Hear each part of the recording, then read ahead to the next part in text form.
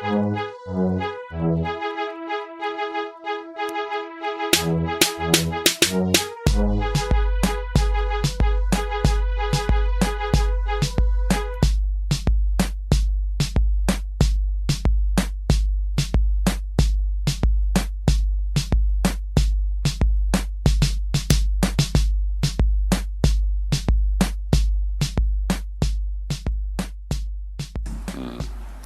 lecture at the universities. I wonder how many people who are saying I'm uneducated.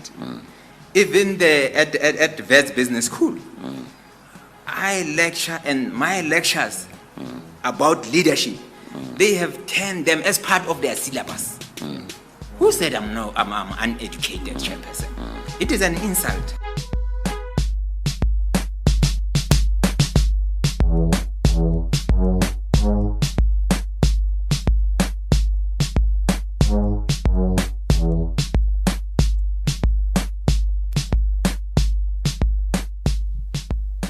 That is the voice of His Excellency, His Majesty, Honorable Professor Dr. Hlaudi Motsoeneng, a lecturer at the Vets Business School, welcoming us to the 5th edition of the Off-Air Podcast series.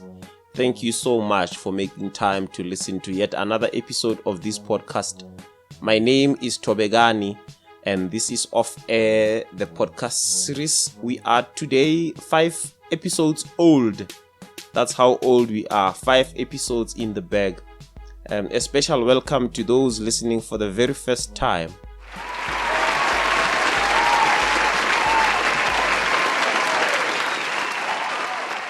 To you, I say, may this be the first of many other episodes that you will listen to.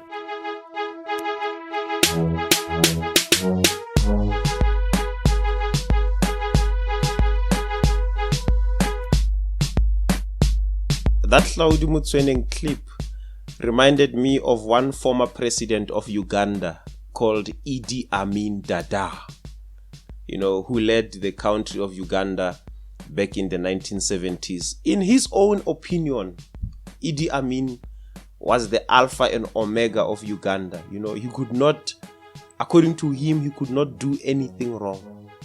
And no other person could lead Uganda except him. And he had one of the most interesting titles in the world of politics.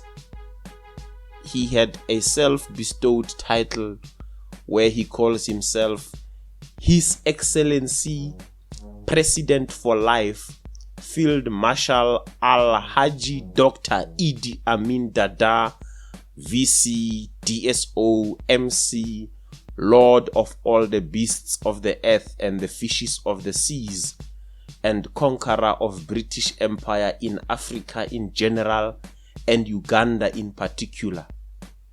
That was his title. That's what he called himself. And my favorite part is where he calls himself President for Life. See, because clearly he says no one can lead this place other than myself. And apparently he was a dictator. I'm saying apparently because I was not there, so I don't know how these things went, but history has it that he was a dictator. Speaking of dictators, one of the longest serving presidents in Africa, Dr. Robert Gabriel Mugabe, has left us. I'm sure you've seen in the news and all sorts of media platforms. He was yet another controversial African leader.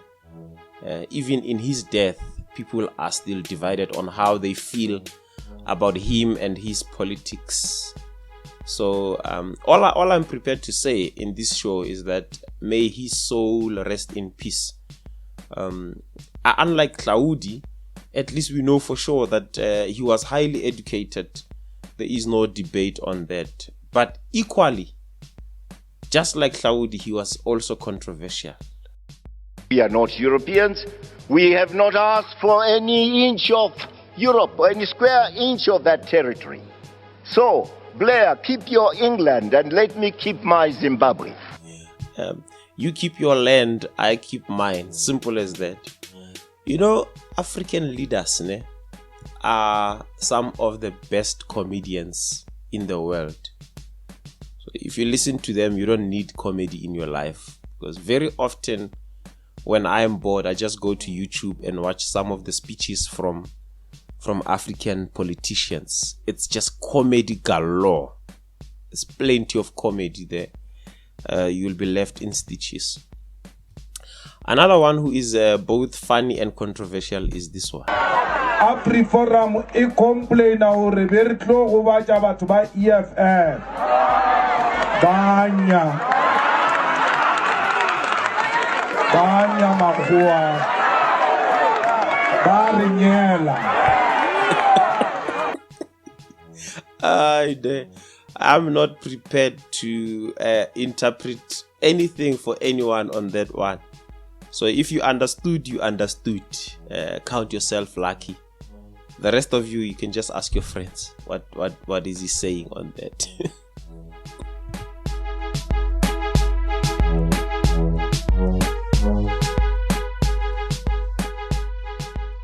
Well, in episode 4, we did not get time to talk about our favorite topic, which is relationships, umjolo, or Marathon Fontaine, as some would prefer to say. Episode 1 up to 3, we had time to just touch on relationships a little bit, although it hasn't been good news so far, especially looking at celebrity couples. It hasn't been good news at all. But recently, I keep on looking for good stories to talk about, especially when it comes to this topic in particular. But there isn't much positive to report on, especially looking at our celebrities. Just now, I was looking and I saw on Instagram and Twitter that Jessica Nkosi was splitting with baby daddy TK Dlamini, I think, who is also an actor.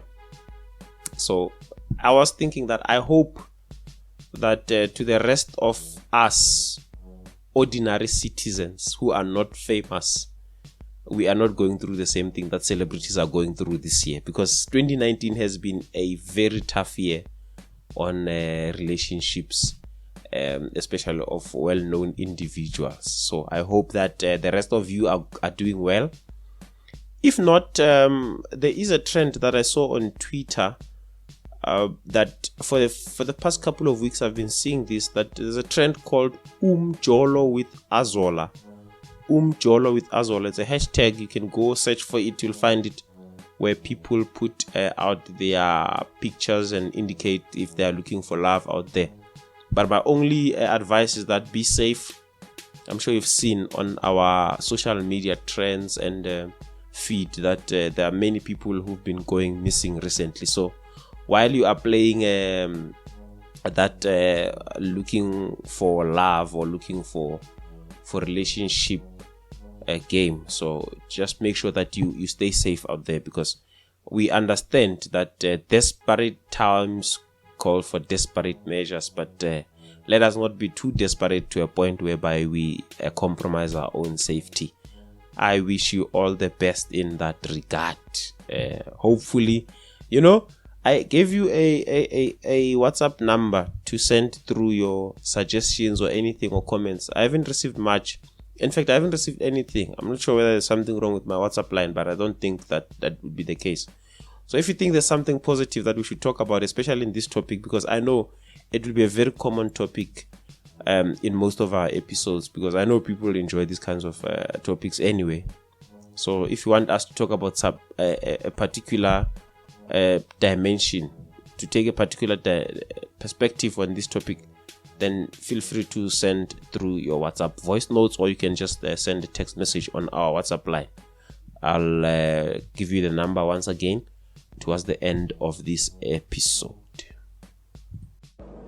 I have been at vets because I'm an intellectual lecture.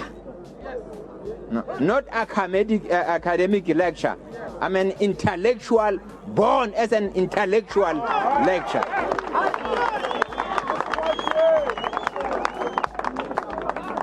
As soon as there is a pity, then you evaluate. Evaluate is pity.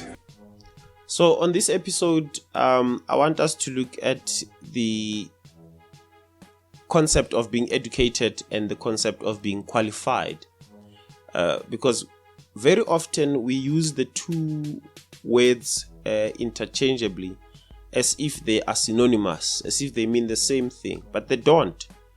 At least in my opinion, I don't think being qualified and being educated are the same thing. In fact, they are not, because I think that one of the challenges of South Africa is that we have too many qualified people who are not educated. Qualified but not educated. Because I feel that an educated person, if we had more educated people, we would have more people playing a role in the economy of the country. Because very often qualified people get their qualification and expect that the qualification will open doors for them. And unfortunately, we live in a different South Africa these days where those qualifications alone are not enough. South Africa needs people who are wise beyond the qualification. People who some say are streetwise. So, why do I want to compare being qualified and being educated? Now, here's something. Very often when people say they are educated is when they say, I have a degree or I have a qualification in so and so. But that does not translate to being educated. I don't feel that is the case. I don't feel that being qualified necessarily means that you are also educated, because being qualified, there are just a few requirements that you need to meet. You meet the requirements and you comply with the standards that have been set, then you get a qualification. Does it mean you are educated? Well, you may have gone through the education system, but if you have not allowed education to go through you, then you're not educated. You just went there, met the requirements, and you're qualified. And that's it. Because people who are qualified, or should I say people who are educated, allow education to influence the way they think and the way they see things. And for that reason, they also allow education to shape how they adapt to life in general. And such people are very often found playing a huge role in the economy of the country. I'm saying this because look at the likes of Hlaudi. Hlaudi is not qualified, but I wouldn't say he's not educated. Yes, he says so himself. He says he's educated, but it's not because he says he's educated that I believe he is educated. I just believe he is educated because if you check at the things he's been able to do without the qualifications, it says he has gained some knowledge and he was able to use that knowledge. That's an educated person. Wits Business School were not going to ask him to come, even just to be a guest lecturer in an institution as prestigious as Wits. They wouldn't do that. They know he is educated. Yes, he might not be qualified, but he is educated. And I'm telling you that the educated people are the ones who play a major role in developing the economy of the country. They play a bigger role in developing the economy of the country. Whereas the qualified people very often, I'm not saying all of them, but most of the time, qualified people will often expect that the qualification will open doors for them. But unfortunately, we live in a different South Africa today where the qualification alone is not good enough. You have to be wise beyond your qualification. You have to be educated. There are people out there without matric who can run a business. And then you take someone with an MBA, you put them in the same position and they fail. Look at how some of our state-owned enterprises are doing. Some of them were at some point run by well-qualified people, but they're failing. So that qualification alone is not good enough. Now, which now takes me to, we spoke about the late Robert Mugabe, he was declared or known to be the most educated African leader. What has his education done for the country of Zimbabwe? Because if indeed he was as educated as his accolades suggest, then it would mean that he is able to turn that country into the basket, the food basket of Africa. But he was not able to do so. Of course, I understand there are other factors, contextual factors that play a role here, with the powerful countries being at the center of it as well. I can understand that. But I'm saying that if he was as educated as his degrees and so on suggest, then I don't think that his country would be doing as badly as it's doing today.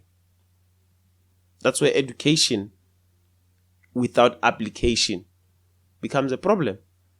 Because your degree alone is not going to do anything. You need to apply what you know or what you've learned in order for it to become effective. So that's where I feel being qualified and being educated differ the most.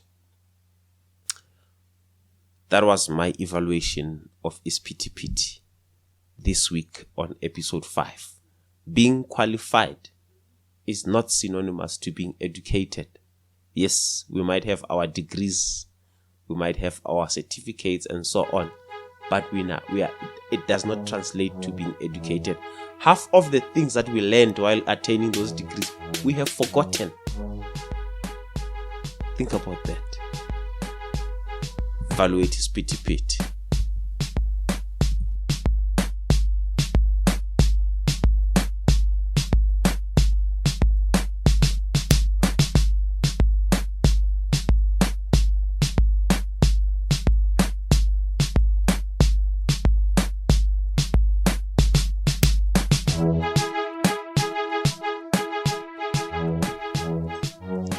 Unfortunately, that's all we've had time for in episode 5. Thank you so much for making the effort and making time to listen to this particular episode. Thank you so much.